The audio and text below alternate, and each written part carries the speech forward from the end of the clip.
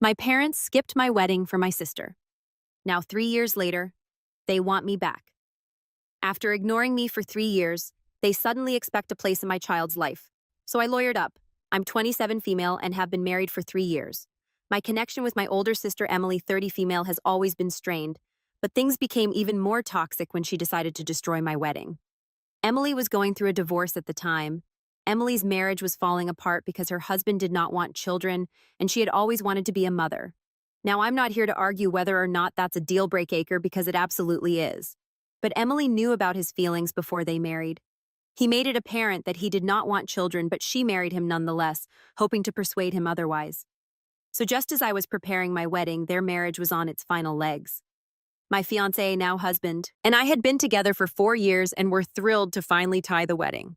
We had saved for months and planned every detail.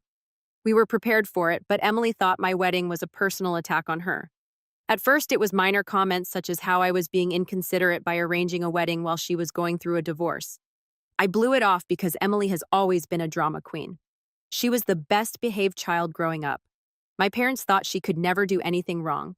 While I was typically the one who got in trouble for not doing things her way when she was upset, everything came to a halt until she felt better. So it wasn't surprising that she was upset about my wedding, but I expected her to get over it. Then my parents became involved. They called and requested that I postpone the wedding. Let me say it again. They asked me to postpone my wedding because Emily was getting divorced. I assumed they were joking at first. When I saw they were serious, I informed them it wasn't going to happen. My fiancé and I had already made deposits and sent out invites. Plus, why should Emily's difficulties overshadow my wedding? Her divorce was not my fault, and I would not put my life on hold for her. My parents didn't take it well. They said I was being selfish and that family should come first. I claimed that Emily's divorce had nothing to do with my wedding, and that she could either be pleased for me or not attend. That's when they dropped the bombshell. They would not come until I postponed the wedding. They were willing to miss their own daughter's wedding to spare Emily's feelings. I was heartbroken. I'd always known they preferred Emily, but this seemed like a betrayal on a deeper level. I told them they may make their own judgments, but I was not going to change my plans. I figured that was the end of it. If they don't want to come, that's fine. At the very least, I'd have the support of my fiancé friends and his family. But Emily wasn't finished yet. She began spreading lies among the rest of the family. She initially accused me of being harsh for marrying her while she was going through a difficult time. Some others felt sorry for her, but they didn't believe that was enough of an excuse to miss my wedding. So Emily escalated. She began telling others that I was the reason her marriage terminated. According to her, I encouraged her husband to leave her because I was jealous of her and couldn't bear the thought of her having children before me. To be clear, I knew very nothing about her husband. We had only had a few chats over the years, and none of them were serious or intimate. The thought that I would interfere with their marriage is absurd, but Emily lied with such confidence that others began to believe her. Some of our family even blocked me without saying anything. I later learned via a cousin that Emily had told them that I had been shoving it in her face about my impending marriage and talking about how I had persuaded her husband to leave her. None of it was true, but by the time I learned about it, the damage had been done. When my wedding day eventually arrived, hardly any of my relatives attended. It was devastating. My parents, relatives, uncles, and even some of my cousins did not turn up. Only a few cousins from my side of the family showed there, and they refused to believe Emily's tales. The remainder of the visitors included my friends, my husband's friends, and his relatives. I'll be honest, the weeks leading up to the wedding were some of the most difficult of my life. I pondered trying to clear my name, but it seemed pointless. Emily had already poisoned the well, so it would have been my word against hers. Besides, the ones who supported her had already made up their minds. I was not going to waste my time with those who did not want to hear the truth. Despite everything, my wedding day was stunning. My husband and his family went out of their way to show me love and support. My pals made me laugh and dance all night. For a few hours, I nearly forgot about the vacant chairs and the family members who had preferred Emily over me. But no matter how much fun I had, the ache persisted. After the wedding, I broke off communication with Emily and my parents. I could not forgive them for what they had done. Emily didn't simply skip my wedding. She aggressively sought to wreck it, and instead of supporting me, my parents encouraged her actions. It's been 3 years since I spoke with any of them. Sometimes I wonder if I overreacted by refusing to communicate, but then I remember how much agony they caused me during what should have been one of the best periods of my life. Emily's jealousy and my parents' partiality made my wedding a nightmare. I've moved on in many respects, Yet the anger remains. Fast forward 3 years, and I have created a life that I am proud of. My husband and I are doing fine, and we recently shared some fantastic news. I am pregnant with our first child. It should have been a happy occasion, but Emily and my parents needed to find a way back into my life. This is what occurred. A few weeks ago, my husband and I decided to announce our pregnancy on social media. We kept the announcement basic with a photo of us holding a sonogram and a text about how pleased we are. We hadn't communicated with Emily or my parents in years, so I didn't believe they would notice. However, they appear to be still prowling on my social media as my mother contacted me unexpectedly hours later. When I saw her name on my phone, I stopped. She hadn't reached out in 3 years, not even on holidays or birthdays. She suddenly wanted to talk. I hesitated but eventually responded. The talk began with a phony, amicable tone. She congratulated me on my pregnancy, saying it was excellent news. Then she got to the real reason she was calling. Emily. Emily has been trying to have a kid since her divorce, but hasn't been successful. Emily's mother informed me that she had undergone several rounds of IVF, all of which failed, and that she was now infertile. To be honest, hearing that made me feel horrible for her. Infertility is not something I would wish on anyone. But then, my mother dropped the bombshell. She and my father saw this pregnancy as an opportunity for me to reconcile with Emily. I was confused at first. What does my pregnancy have to do with Emily? My mother said that because Emily is unable to have her own children, bonding with my kid would be therapeutic for her. She advised that I allow Emily to play an active role in my child's life, as if my kid might replace the vacuum created by her infertility. She even stated, "It would be beneficial for your baby to have two mothers." I was speechless. This woman hadn't spoken to me in 3 years, and now she wanted me to share my newborn kid with the sister who ruined my wedding. I told her no right away. I said that Emily and I were not on speaking terms, and there was no way I was letting her near my baby. My mother tried to guilt-trip me, telling me that Emily was distraught by her infertility and needed her family's support more than ever. She even hinted that I was being unkind by depriving her the opportunity to bond with her future niece or nephew. I abruptly shut her down. I told her I couldn't fix Emily's life or make her feel better about her decisions.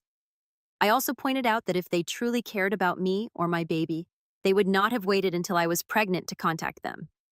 My mother did not take it well. She accused me of being harsh, claiming that I was letting old grudges ruin my chance to reestablish our family. I ended the phone before saying anything I'd regret. Over the next few days, both my father and Emily attempted to reach me. My father's approach was similar to my mother's. He presented it as an opportunity for us to recover as a family, insisting Emily's intentions were pure. According to him, Emily was not attempting to take over or replace me as a mother. She only wanted to be involved because the baby will be related to her by blood. He even suggested that I get Emily's help once the baby arrived. I told him the same thing I told my mother. I didn't need Emily's aid, and I certainly didn't want her near my child. My spouse and I already have a strong support structure in his family and among our friends. Emily and my parents could have ignored me for another 3 years if they wanted to. Emily's communications, on the other hand, told a completely different narrative.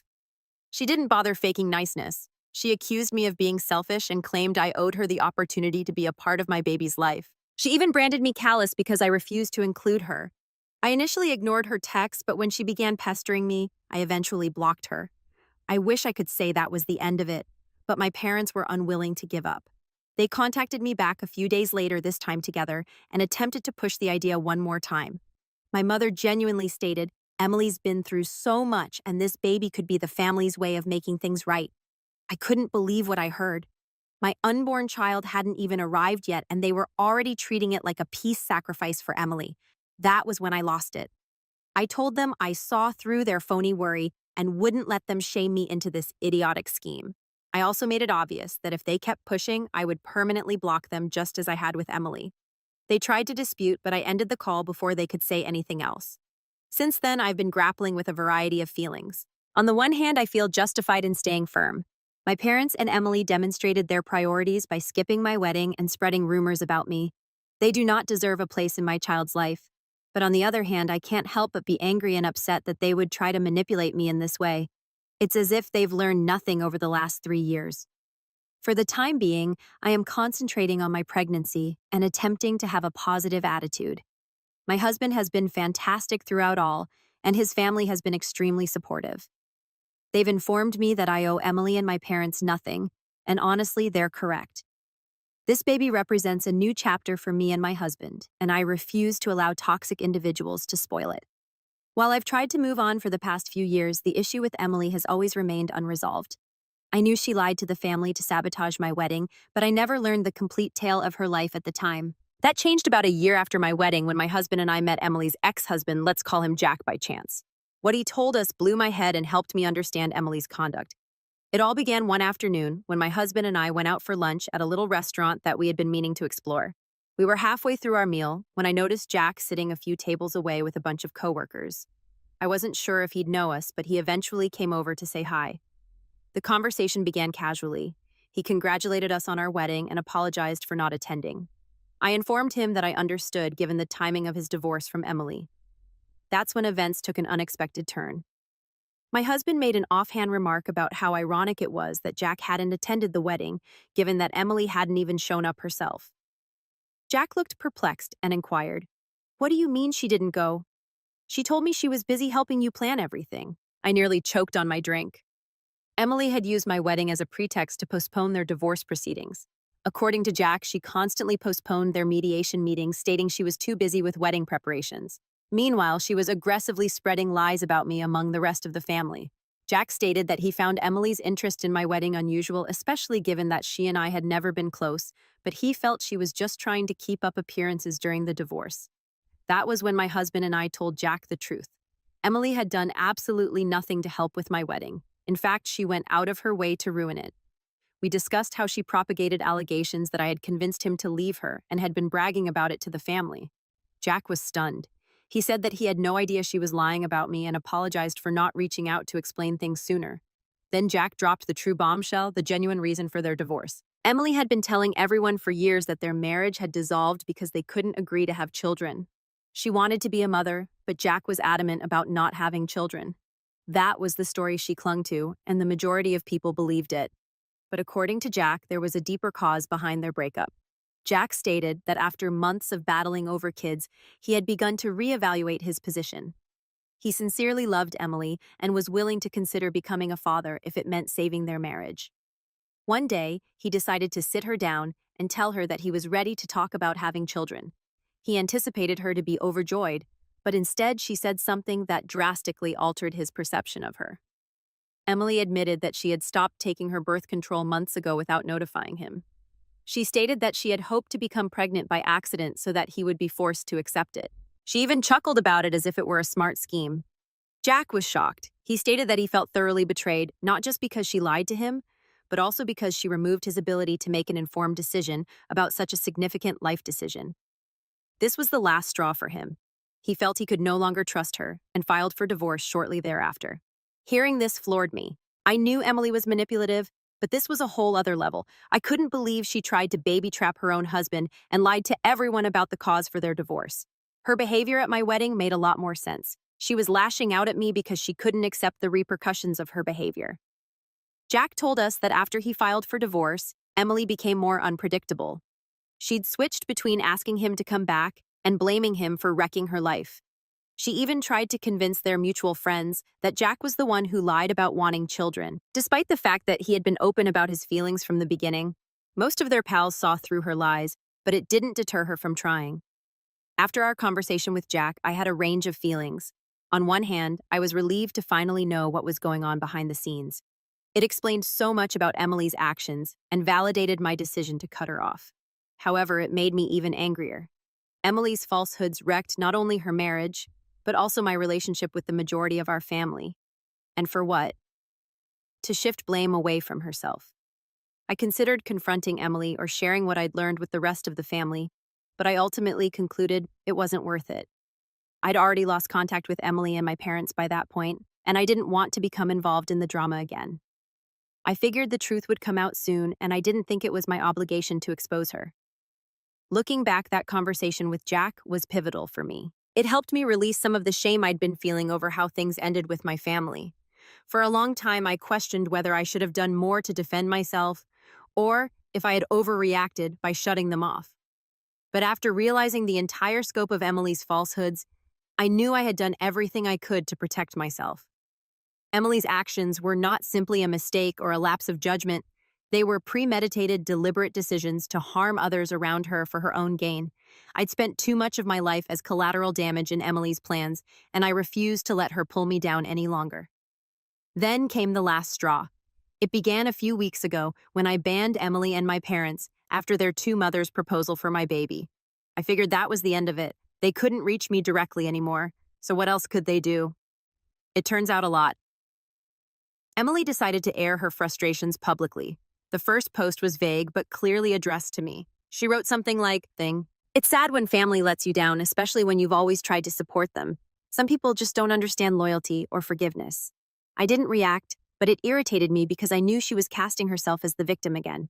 People left comments like, "You're so strong and whoever hurt you doesn't deserve you." This is classic sympathy fishing. At first I thought, whatever, let her vent, I'm not engaging. But then the post became more explicit. Emily started making not-so-subtle suggestions about my pregnancy, saying things like, "It's hard to be happy for someone who's always tried to ruin your life." In another post, she said, "Some people are so selfish that they won't even consider sharing their blessings with others who need them more." It was clear she was attempting to portray me as the bad guy for not allowing her to be a part of my baby's life. My mother started chiming in, which was the final straw. She wrote her own essay on how some individuals in this family have always been jealous and manipulative, turning their backs on us when we needed them the most. She wrote the following: "It's heartbreaking to see your own child reject her sister's pain." I'm not sure she recognized how absurd it was to accuse me of rejecting Emily's pain after she and Emily had neglected mine for years. These posts weren't just unpleasant, they were harmful. Extended family members who hadn't spoken with me in years began phoning to check in and inquire what was going on. Some of them were openly accusatory, saying things like, "Why can't you just make peace with Emily? Family is everything. You need to let this go." It felt like they'd all decided I was the villain before even asking for my side of the story. After a few weeks of this insanity, I determined I would no longer sit back and let Emily dominate the narrative. I hadn't said anything about her lying in years because I wanted to keep the peace, but that plan was plainly not working. If Emily wanted to air our dirty laundry on social media, I'd be fine with that. I contacted Emily's ex-husband, Jack, to explain what was going on. We'd chatted a few times since our encounter at the restaurant, and we were on friendly terms. I asked whether he would be cool with my telling the truth about their divorce, and he agreed. He even volunteered to back me up in case anyone questioned my story. So I made a huge post to explain everything. I described how Emily destroyed my wedding by spreading lies about me, how my parents condone her behavior, and how they attempted to guilt me into sharing my baby with her. Then I revealed the truth behind her divorce. She had discreetly stopped taking birth control in order to baby-trap Jack, and her manipulative behavior was the true cause of their divorce. The reaction was explosive. Within hours, my phone was flooded with texts from family members. Some were encouraging, stating that they had no idea Emily was capable of such actions. Others were enraged, accusing me of leaking sensitive family information and kicking Emily while she was down. Emily and my parents were unusually quiet at first, which told me they had no idea how to spin this, but of course they did not remain silent for long. A few days later, Emily posted that I had manufactured the entire tale out of envy. She claimed I had always been upset with how close she was to our parents and accused me of attempting to turn the family against her. My parents backed her up, saying they just wanted to restore the family and never expected such harshness from me. At this time, I wasn't even upset. I was drained. I had told the truth, and anyone who still wanted to believe Emily was welcome to do so. I was not going to waste my time debating with those who had already made up their minds. I left the post up for nearly a week before deleting it. Not because I regretted what I said, but because I didn't want negativity on my social media. Since then, things have cooled down a little. The majority of Emily's family has gone quiet, and a handful have even contacted out to apologize for previously accepting her lies. Emily and my parents, on the other hand, continue to portray themselves as victims. They've made a few more posts about how families should stick together, no matter what, and how they simply want peace, but I haven't responded. I believe I have done everything I can to defend myself. If people continue to believe Emily's version of events, that's their problem, not mine. I have a baby on the way, and I am not going to let toxic people take up any more space in my life. That's where things stand right now. If you've ever had a family member publicize your drama on social media, I'd love to learn how you dealt with it. Thank you for reading. Hello, everyone. The channel has been slowing down a bit, and I've spent a lot of effort locating these stories for you. If you enjoy the article, please click the subscribe button. It means everything and contributes to the continued success of this adventure. Let us grow together. Now let's get to the last update. Final update. Hello, Reddit. I didn't intend to post again, but the universe and my family had other intentions. I believed I had finished this chapter, but Emily, 30 female, and my parents were not ready to let go. If you've been following my posts, you've already heard the tale. If not, here's a quick recap. My sister Emily destroyed my wedding, my parents supported her, and then they all tried to guilt me into letting Emily play second mother to my unborn child. I've had no interaction with them in a long time, but they've now taken their entitlement to a whole new level. This update could be the wildest yet, so buckle up. A few weeks ago, I noticed unusual activity on my social media accounts. My pregnancy posts, simple updates like baby bump pics or nursery prep received weird remarks. At first, it was just general statements like, "It's sad when people forget the meaning of family," or "Some babies are blessings from more than one person." I assumed it was just random trolls, but then I noticed the accounts were suspiciously new with no profile pictures or personal postings. My instincts told me it was Emily or my parents behind them. I shook it aside since honestly I'm used to their shenanigans by now. However, things quickly became very serious. One account left a comment saying, "You should be careful. Some people don't deserve to raise children." That one shocked me. I erased the comment and blocked the account, but I couldn't shake the sense that someone was watching me. My landlord called and things took a terrible turn. Someone had called pretending to be me and asked whether I was planning to move out soon. They claimed to be my sister and offered to assist with the process. Fortunately, my landlord did not trust them and called me to confirm. I was infuriated.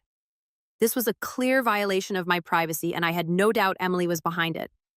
I confronted my parents against my better judgment, and they didn't even dispute it. My mother replied something like, "Emily was just trying to help because she knows you'll need more space with the baby coming." I lost it.